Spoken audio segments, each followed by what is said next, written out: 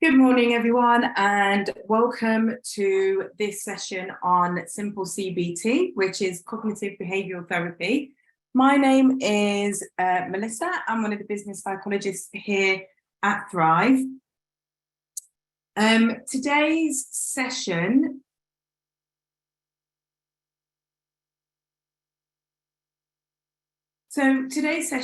we are going to be looking at cognitive behavioural therapy, and this is something that will help us identify and change unhelpful thought patterns that have negative influences on our emotions and behaviour. So we're going to be looking at what cognitive behavioural therapy is, how it works, so the basic goals of CBT. We're going to look at looking at some steps and how we can apply this in our everyday lives.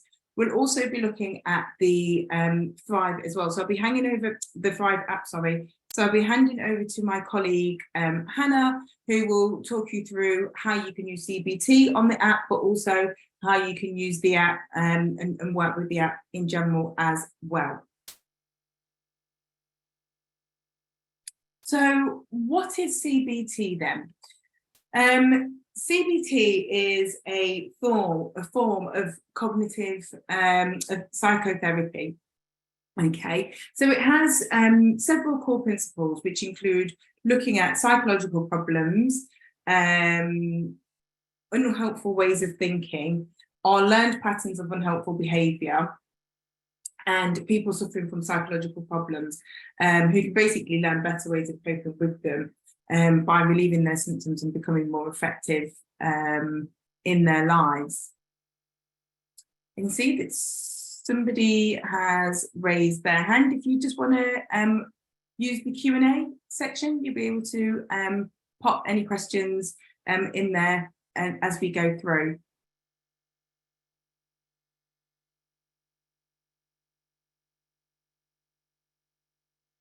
So cognitive behavioural therapy helps us to identify and change unhelpful thought patterns that may have negative influences on our emotions and our behaviour. So if we think about it in this respect, okay, you've got an event, you have thoughts, you have feelings, and then you have behaviours. So the way in which we think okay, so you can't hear me. The only thing that I can suggest is maybe trying to leave the session and then maybe come back. Someone else has said they don't have sign, but some people can hear. For anybody that's having trouble with not being able to hear, it could just be a connection issue. So if you log out and then log back in again, normally that kind of that sort of like helps. And just make sure that you've connected to your audio as well, because that sometimes is the reason that you can't hear.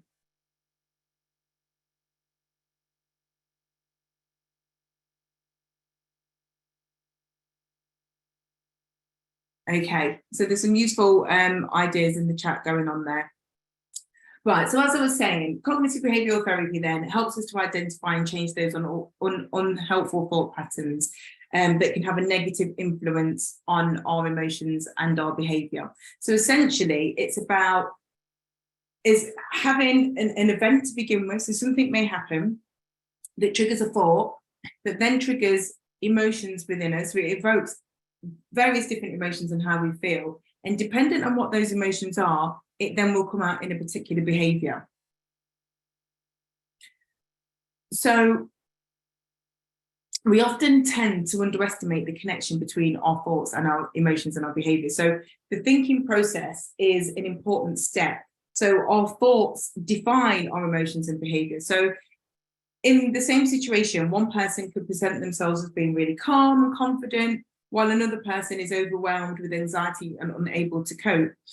The reason for that is the difference is the thinking process that's taking place behind the scenes. So the calm and confident person is thinking about the event in a way that allows them to feel and experience positiveness and calmness, okay? But the other person isn't. So they're not thinking in that kind of a way. And because they're not, this is where you evoke all of those sort of experiences of feeling overwhelmed or feeling anxious.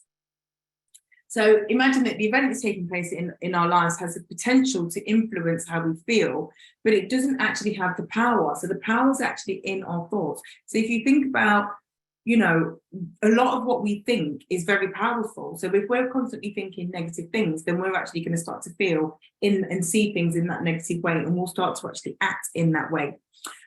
So our subjective perception of a situation influences our behavior more than the objective reality of the situation itself. So we don't have control over what's going on around us in the world at all, but what we can do is gain control over our thoughts. So I'm going to give you an example to kind of put this into perspective for you. So imagine that you've been assigned a new task and you didn't manage to complete it to the deadline. So that is the situation. So that's going to be your event. So you might start thinking, I failed, I'm never going to get assigned an important task again, I'll never be good at my job. So you get all of these, so those will be your thoughts, okay? And then when we think about emotions or bodily sensations, you might be feeling anxious, you know, your heart might be pounding, blood might be rushing to your cheeks. So you're going to be feeling all of these things, right? So those will be sort of like your feelings. So when we think about what would be an alternative thought, so you might then think to yourself, okay, this is not the first time that I've made a mistake, or sometimes you need more time to learn how to do a new task, for example, okay?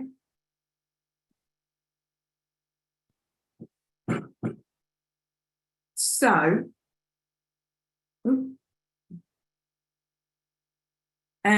so you might need time to learn how to do a new task. So an alternative thought might be, I need more time to learn this skill, or I need more support, maybe some guidance from an experienced colleague or advice from my manager. So what you're doing is giving yourself an alternative thought to the same event. So the event initially had you feeling quite stressed and quite anxious, and you know, you had all of these bodily sensations, but when you try and put it into perspective, you try and have an alternative thought, and actually what you've realized is that, well, I need more time. This is the first time that I've tried to learn this task. I didn't have enough time in order to do this. So this is essentially what therapists kind of do to reframe your situation and help you react differently. So this might sound rather easy, but it's often harder than it seems, because there's, you know, other barriers and challenges that you also may face. So how does it work then? So CBT is about gaining a skill, and, you know, skills in a way are a little bit like special powers. So if you don't know how to play the piano, for example, you know, to watch somebody play is quite mysterious and almost quite magical. So it might look easy to learn, easy to them, but it requires a lot of practice. So this is the same as CBT. It's going to be hard at first, and there'll be quite a lot of mistakes that will be made, but eventually it will become quite natural with practice. So it later becomes more like an unconscious thing, because you don't necessarily have to think about it. But in the first instance, it's very difficult to change those thought patterns, because like I said at the beginning, our thoughts can be quite powerful in terms of the way that we think and how we feel about things that are going on in our lives. So in CBT, you learn to identify and challenge any unhelpful thinking patterns and behavior which may be causing you difficulties. So this in turn can change the way you feel about situations and enable you to change your behavior in the future. So you might focus on what's going on in your life right now, but you might also look at your past and think about how your present experiences impact the way that you see the world. So, you know, it's if you do feel that you are somebody that as soon as something happens, that you instantly think about things in a negative way, then the example that I just gave is a great way in terms of you being able to think in a more positive way. So if you think about, if you find yourself in these situations, a great thing to do is to write down what the situation is first. So what is that situation? You then think about the thought that you've got. So what is that negative thought? Then think about, okay, I thought about this in a really negative way. What would be a positive way to think about this? So you think about it in a more positive way.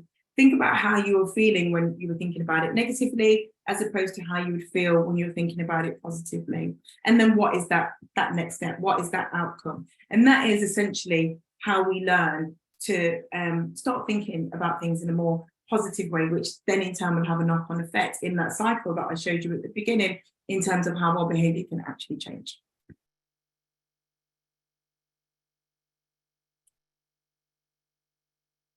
So the basic goals of CBT then, so to challenge the thoughts about a particular situation by identifying those cognitive traps. So as I said, the event triggers a thought and it generates an emotional response, and in turn it results in a certain behaviour. The important bit is the way that we think and feel about particular situations will determine our behaviour.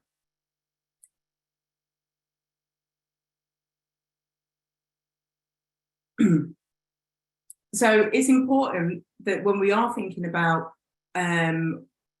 alternative thoughts, for example, that we really try and make sure that these can then lead to those automatic thoughts. So there is a thing called ANTS, essentially, which is automatic negative thoughts. And this is what happens when you are trying to work through the basic goals of CBT. Ultimately, we start off by automatically always thinking negative about any situation that we're in. And this can be a work situation, but it could also be a situation, you know, outside of work, for example. So any situation that happens within your life.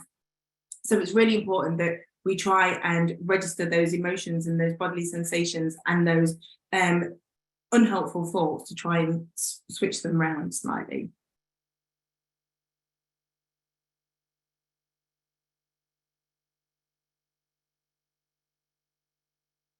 Okay, so CBT essentially is based on the idea that the way we think about situations can affect the way we feel and behave. So it's not actually the events themselves that upsets us, but the meanings that we give them. So the way an individual feels and behaves is influenced by previous experience, which leads people to form assumptions. So essentially like conditional beliefs or schemas that we hold about ourselves and the world. So these beliefs are then used to organise perception and govern and evaluate behaviour.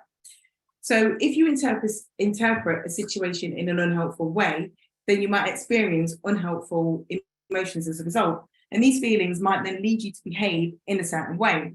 So some thoughts may even be block us from seeing things or doing things that don't necessarily fit or that disconfirm. So what we believe is true.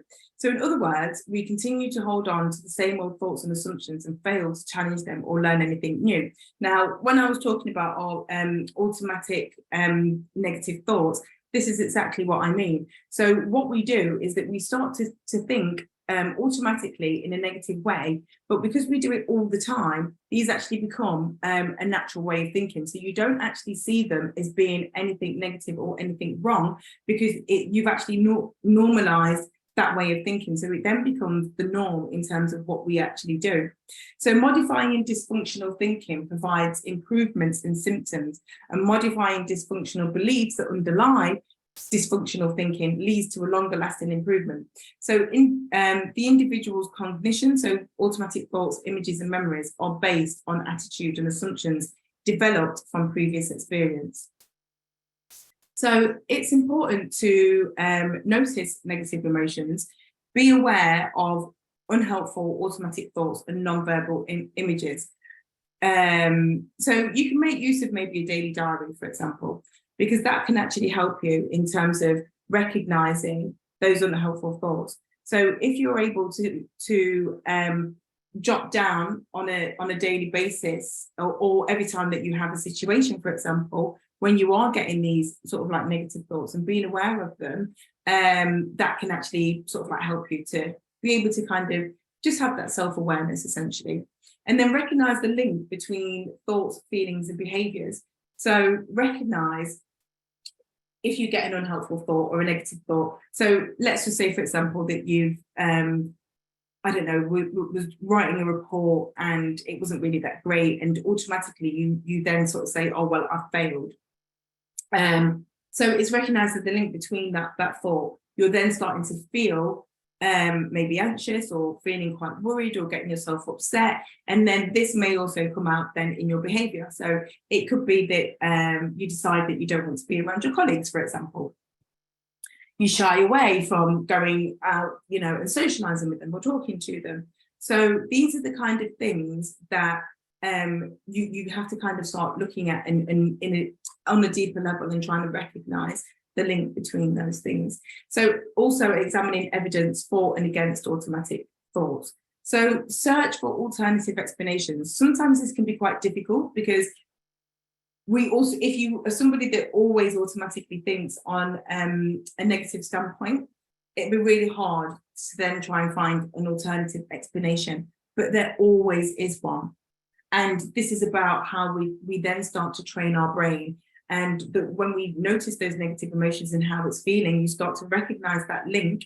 If you can then flip that sort of negative thought that you initially had, you'll start to think, when you start to think in a more positive sense, the emotions that you get will also be a lot more positive. So you'll be able to notice them more and be able to flick back to them. So if you think about your brain as an elastic band, okay, your brain very much is aware of those sorts of feelings. So it knows that if you're thinking negatively, you're going to feel like this. But if you're thinking positively, you're going to feel like this. So the more that you flip it back, your brain will automatically be able to kind of like evoke some of those more positive feelings for you as well.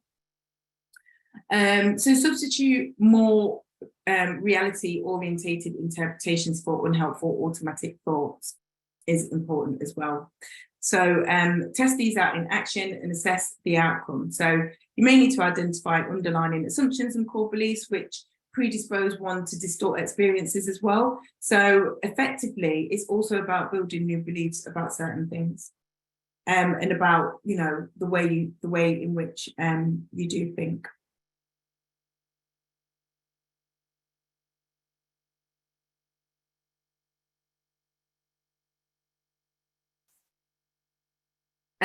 So like I say,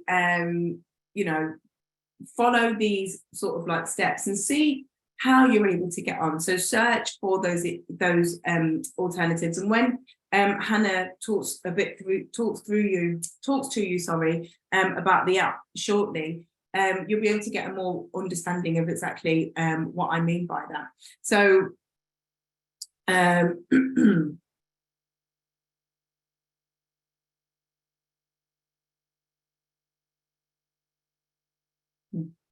okay, so as I said before, the thinking process is an important step because this defines our emotions and our behaviors. But in the same situation, one person may be thinking differently. So another way in which you can do this as well is that, if you have other people that are quite close to you, whether that be a friend or family member or something like that, you can sometimes have a look that are involved in the same situation. You can actually do this and get them to do it as well and have a look and see, what the differences are. If that person is like a lot calmer, how are they sort of like thinking and what is it that they're doing, as opposed to maybe you, which could be on a bit more of a negative sort of standpoint.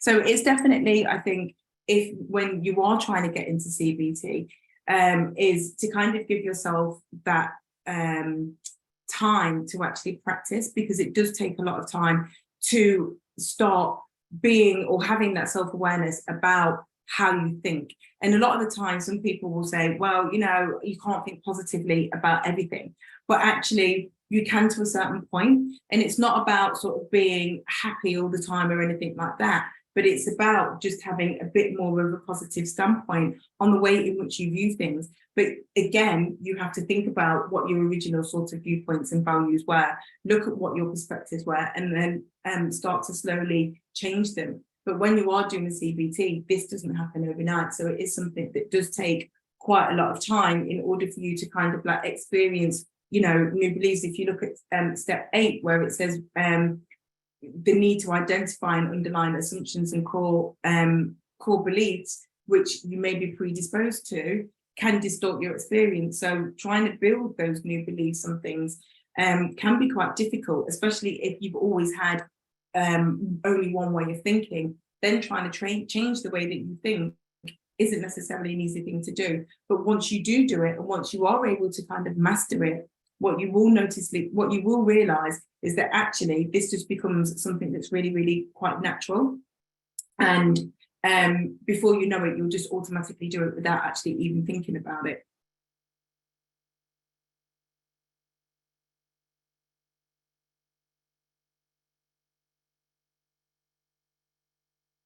So how does this apply in everyday life then? So there's no need to have symptoms for the skills to be useful. So you don't necessarily have to be going through anything in order to do CBT. It's actually a really useful tool just to do on a daily basis, because it helps you to understand yourself better. It helps you to understand your mind better. So if it's something that you feel that you could just practice, it's a little bit like doing mindfulness, for example. So if you're somebody that likes to meditate, you don't necessarily have to be going through anxiety or something like that to feel like I need to go meditate. It's something that you could just actually practice on an everyday basis. And the more that you do it, the better you become at it. And the more that you'll be able to kind of like calm yourself. CBT is exactly the same. You don't necessarily have to be going through anything or actually viewing yourself that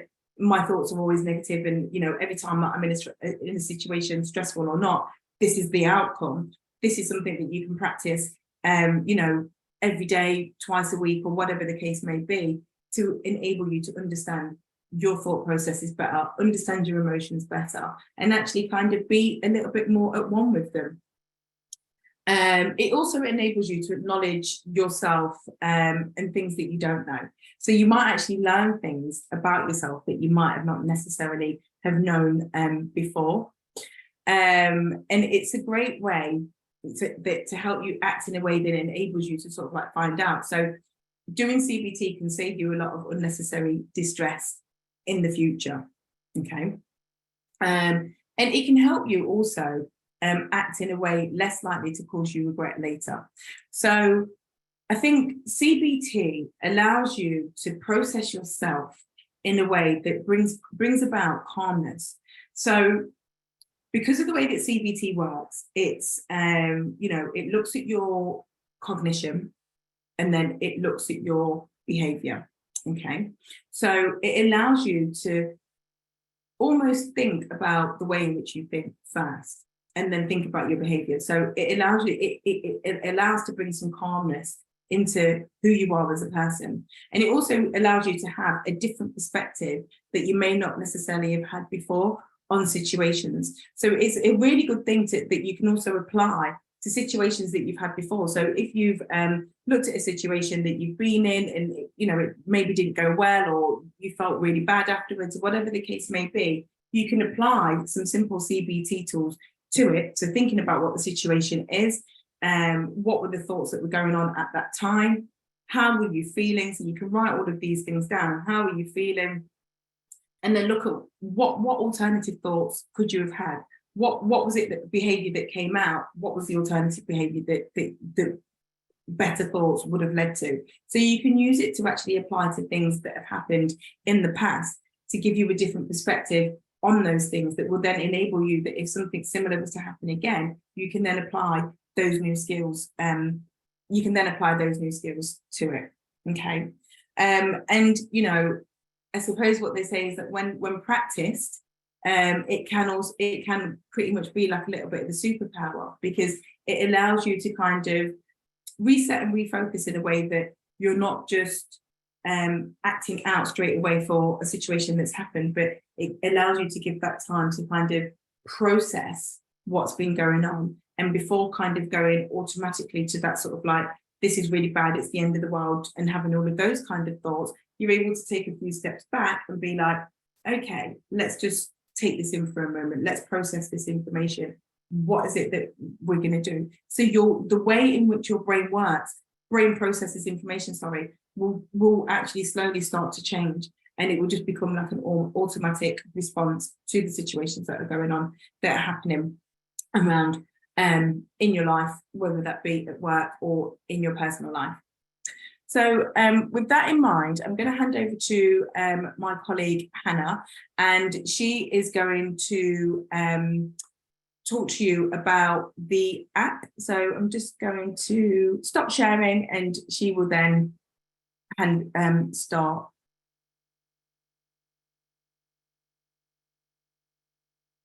Thanks, Melissa. Mm-hmm.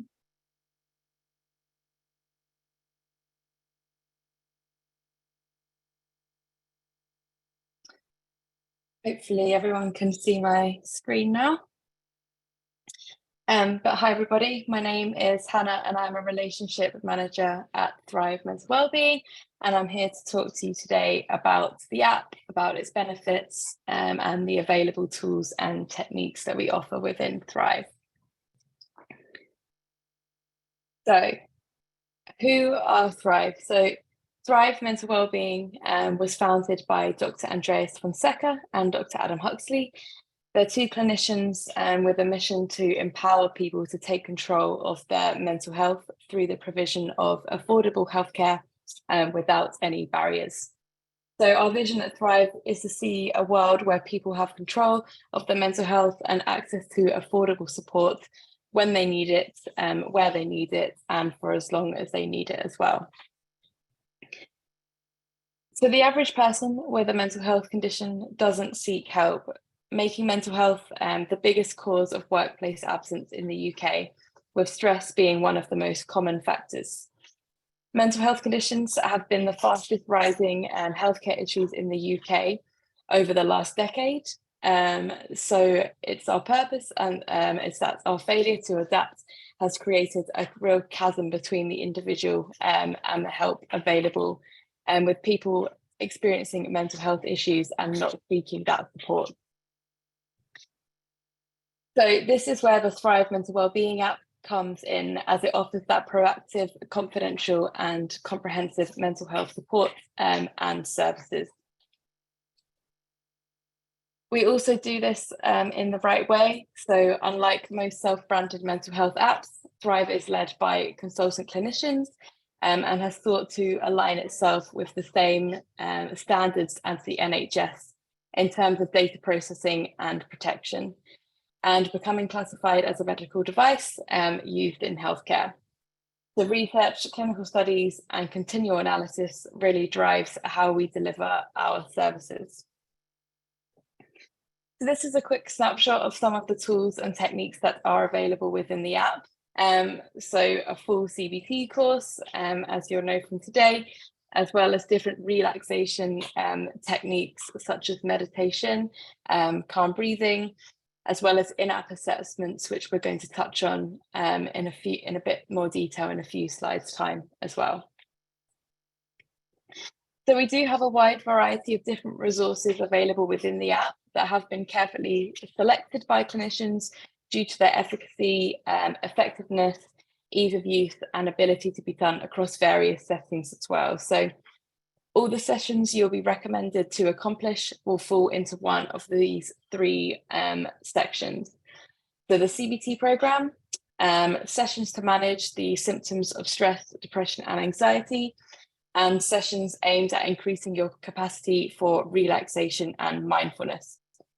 So whilst we do strongly recommend that you complete the goals that the app sets for you, please do explore different sessions within the app. There's loads on there, so it's all about just finding what works best for you, telling the app what you enjoy, and then the more sessions that you complete, the more the app learns about you, and the better your experience will be on the app.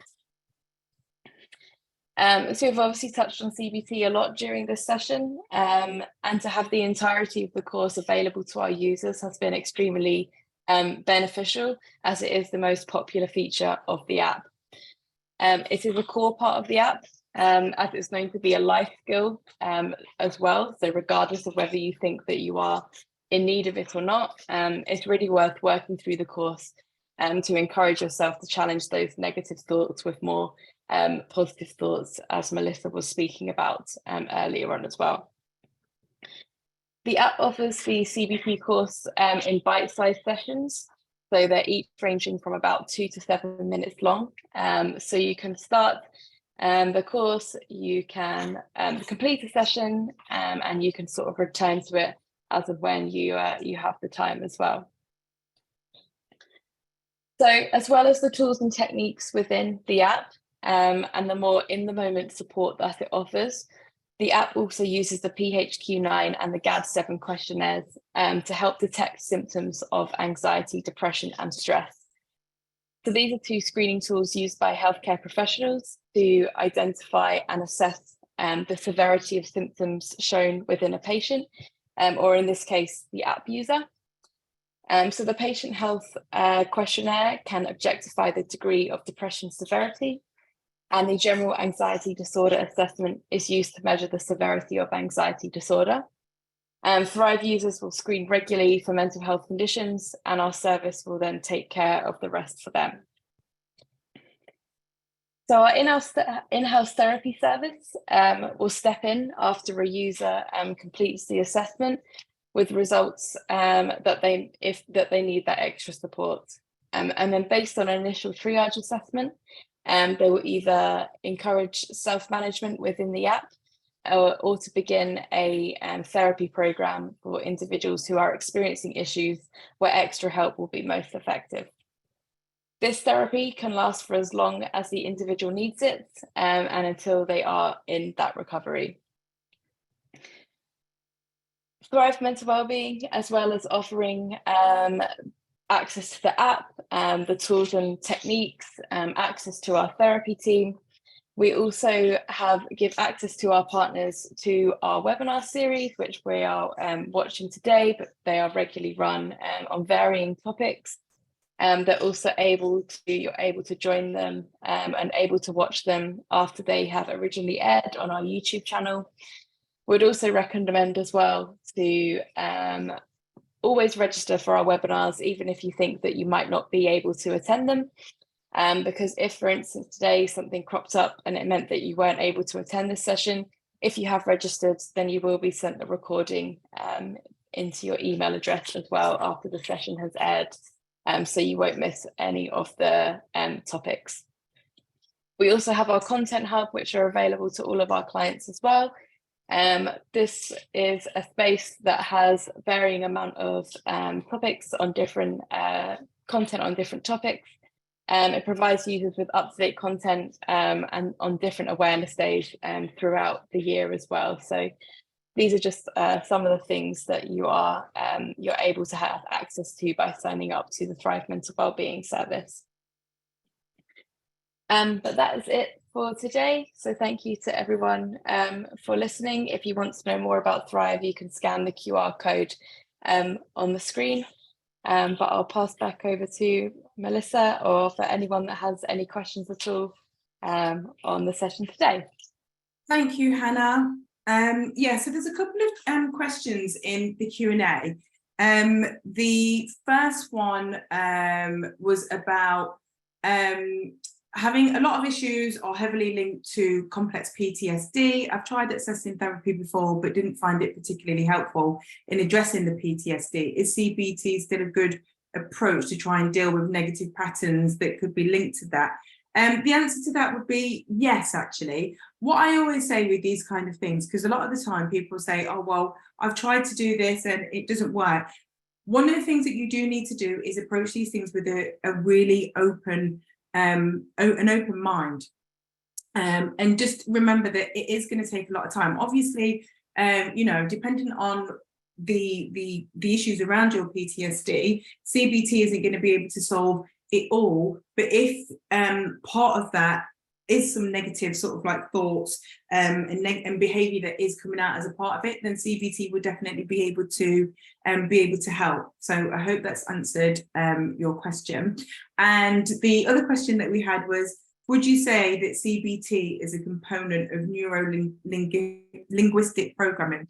The answer to that is that they are very similar in terms of their approaches are quite similar, but essentially they try to do similar things, but from different sort of angles. So the NLP, which is what you're referring to, that basically focuses on language and communication, and then CBT focuses on thoughts and behaviour. So similar in their approaches, but obviously they're looking at things from completely different angles. So hopefully that answers your question. Can I please ask, when an employee is using the app and they appear to require further interventions and refer to additional therapy at any point, do you let the workplace know or ask the employee to inform their manager? No. So when using the app, if obviously we do have therapy within the app, so if this is something that you then decide to access, it's all confidential. So we wouldn't, go to your employer or anything like that, and the employee, isn't bound to tell their manager that they're actually having therapy. These services are there for you all to use. So it would be down to them if they wanted to speak to their manager and let them know that they were having therapy for whatever reason. But we wouldn't. That's not something that we would do. Can family members use the app, or is it just for the partners? So you would have access to the app on your phone, and you'd have to use that code. I suppose you could, if you wanted to use it with your family, you'd be more than entitled to, but we don't necessarily have codes to go out and give to family members in that way. So hopefully that answers that question. Do you have to sign up to the app through work, email, or personal? You can use either. It's entirely up to you. But once you download the app, you'd then be able to, obviously you'd have to go to the person within your, maybe it might be HR or your people's function, whoever it is, and get the access code from them to use the app. But you can use, some people use their work emails, some people use their personal emails. Yes, the recording will be shared. There's a few people that have asked that today. So you will be able to get the recording of the session and the slides afterwards if you have missed anything.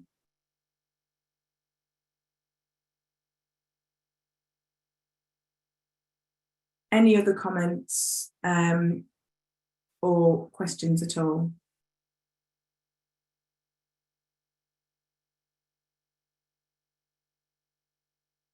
How much does the app cost? So you basically, when you download the app, you get a code. So it wouldn't cost you anything. It would be the cost is with your employer. So you'd be able to access the app for free, as long as you've got the access code to do that. What is the difference between the apps Thrive Mental Wellbeing, Health and Fitness, and Self Manage Your Mental Health? I don't think I've read that properly.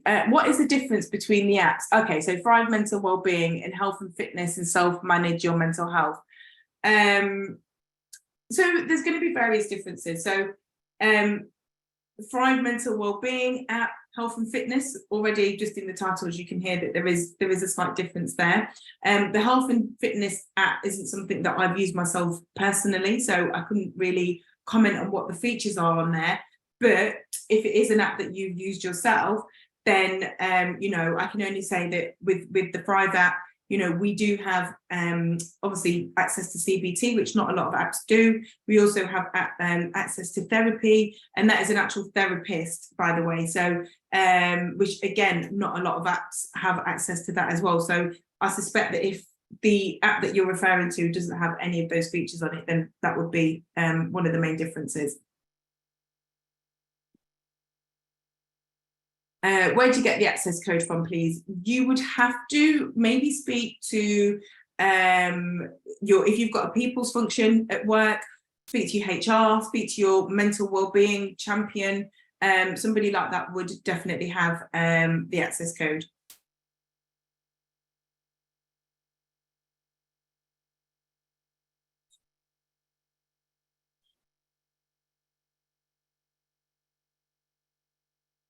Any other questions at all, or any other comments?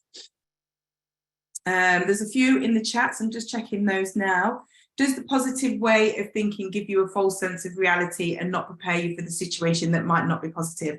No, because there are always going to be situations that aren't going to be positive, but as long as you approach them with a positive mindset, that is not a false sense of reality, because it is still there. It is still reality, but you're just thinking about it in a positive way, which is going to allow you to think essentially see things a little bit more clearly. So if you're constantly thinking about things, let's just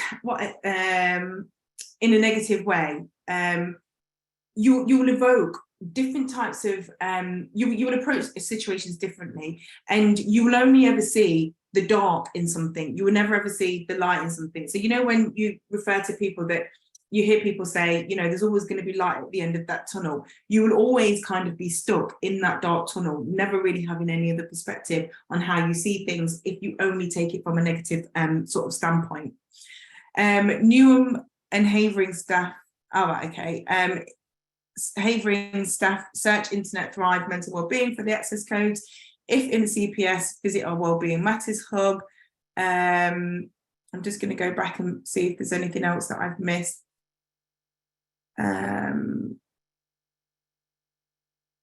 Do Thrive carry out workshops at different workplaces in person, or CBT training in person?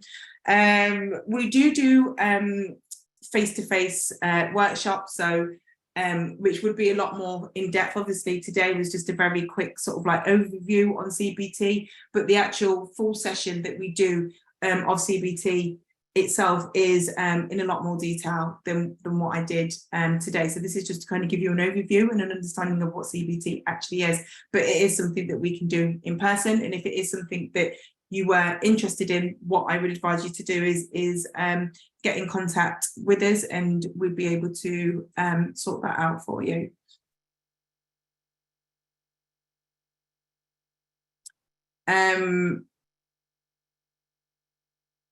There was some questions over the deleting the old app and installing the new app. So we do have a new version of the app, and I think it comes up at the moment with 2, and the app that you're looking for will be the one that says Thrive, and it has a light blue and a dark blue logo. So that would be the one if you've not already downloaded it. But if you do have access to the apps, then your company's relationship manager, so somebody like Hannah, for example, will be in contact with your company anyway, advising on how to do the crossovers.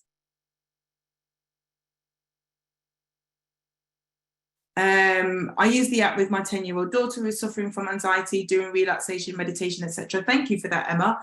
Yes, so there are many different ways in which you can use the app. There's meditation on there, which is really good, applied relaxation as well. So definitely, if you are somebody that maybe suffers with anxiety, for example, or just wants to learn to kind of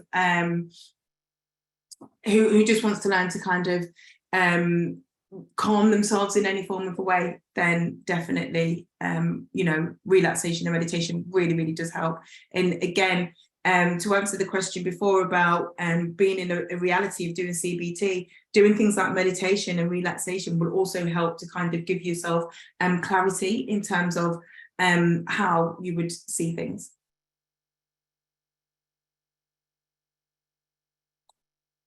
So I'm just going through and trying to get to as many questions as possible. Would you recommend CBT for a child who does a lot of overthinking and has huge anxiety? Yes, because CBT is about controlling the way in which you think. So if you are an overthinker, it just means that you're looking at a situation and you're getting loads of different possibilities that are just flooding your brain all at one time. So doing CBT will allow you to look at situations with a little bit more clarity and a bit more calmness.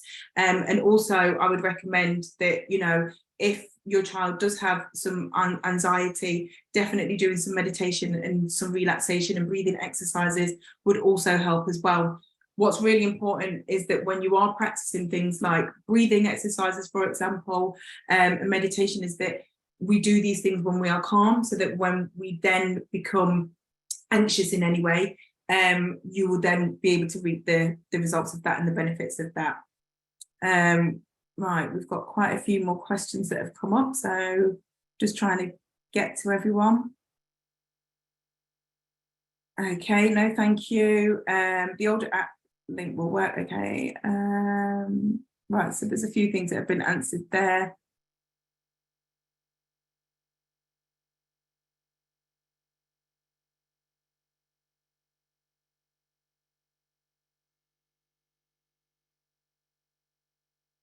logging into the new app using He Shall Breeze, I get the message that the access code is not available on this version. Do I need a new access code? Hannah, access Yep, code? I can answer that one. So the new version of the app is currently not available to Health Shield clients, but we're working with Health Shield sort of as we speak to make this available as soon as possible. So if you are on the older version of the app, when the new version is available to you, you will receive a pop-up notification in the app, and it will direct you to download the new version. And when you do that, you don't need a new login details or new access code. You'll just sign in the same way as you have done previously. But unless you have been informed of this change, you'll still be using our sort of current version of the app. And we're just sort of slowly migrating over all of our clients to the new version. So you will be on that version soon, don't worry. Okay, thank you for that, Hannah. Will it help a child which have been advised needs DBT? Okay, so if you've got a child that's doing DBT therapy, which is dialectical behavior therapy, so it's a talking therapy essentially. So it is actually based on cognitive behavioral therapy, but it's a talking therapy, so it's based on somebody that has really intense emotional feelings.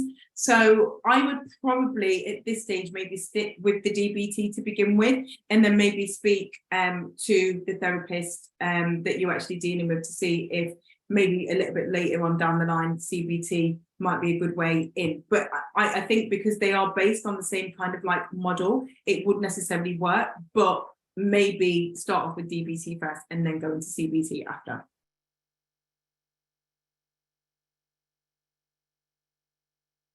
Will CBT help someone with ADD? Yeah, I mean, you know, CBT pretty much can work for with anyone essentially, and somebody that's got ADD, it could help them focus. So you could use it in that respect to sort of like help them focus more. So yeah, I would definitely give it a go.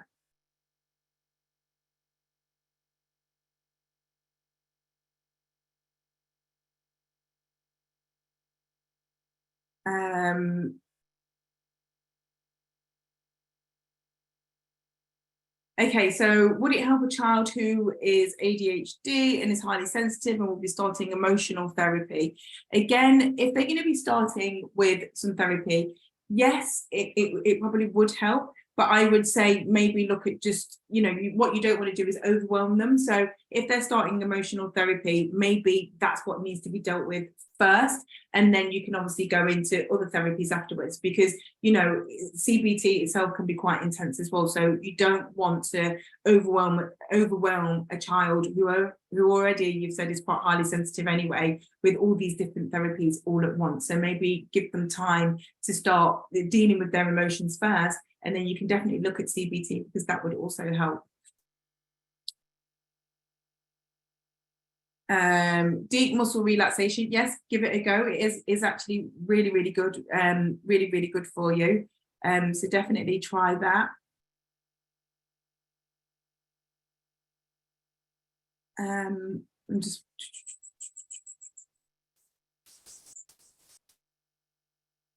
making sure that I've tried to catch as many comments and things as we possibly can.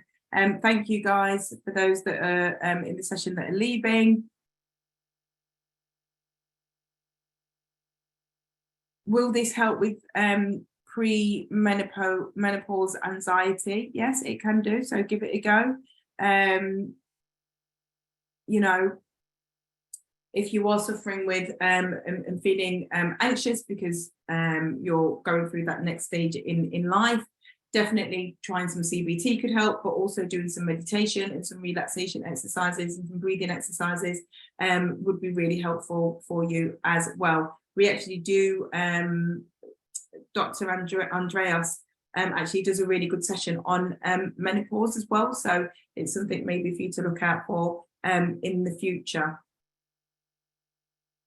Okay, and there's been a resource that's just been shared by Barry. So for anybody that can see that in the chat, Barry's shared a resource there. So by all means, please take that resource if you would like to.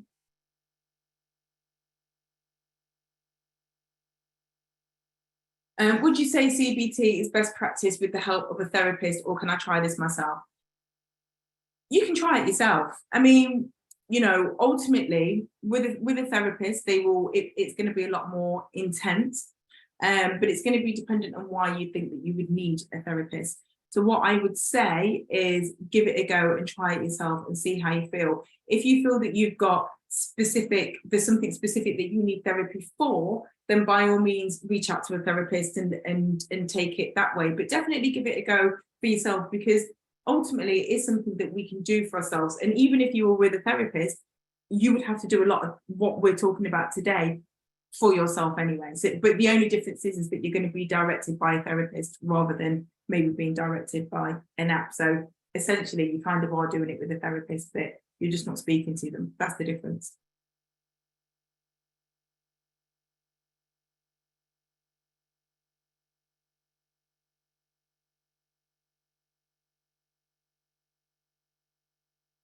Okay,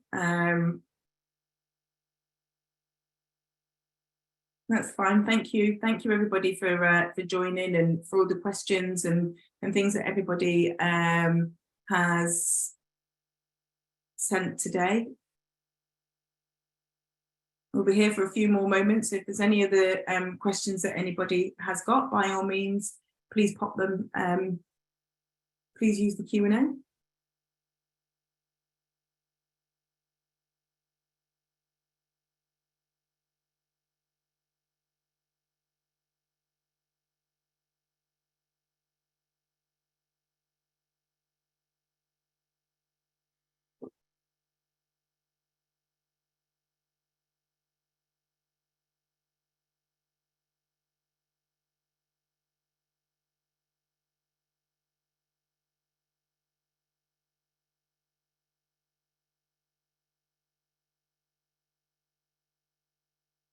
Okay, well, thank you everybody for joining. This doesn't seem to be any more questions or comments. So thank you all today. I cannot log in with the CPS access code. It states the access code is not allowed in beta. Hannah, are you able to kind of just quickly assist Serena on that question? Yeah, sure. So you'll need to log into the other version of the Thrive app, and then once the newer version becomes available to you, you'll then be able to log in there, but you'll get a prompt in your app to say when the newer version is available to you.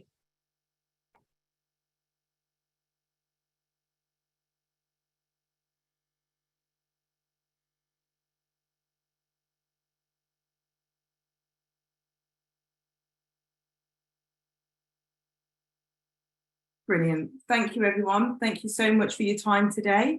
We both really enjoy it. Yeah, thanks everybody for joining. Thank you. Thanks so much. Bye everyone. Bye.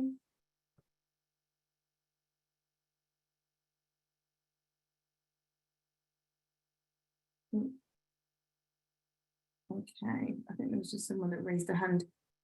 Catherine, you raised a hand. I don't know if you meant to or you wanted a question before we went. No. No, I think that might have just been a mistake.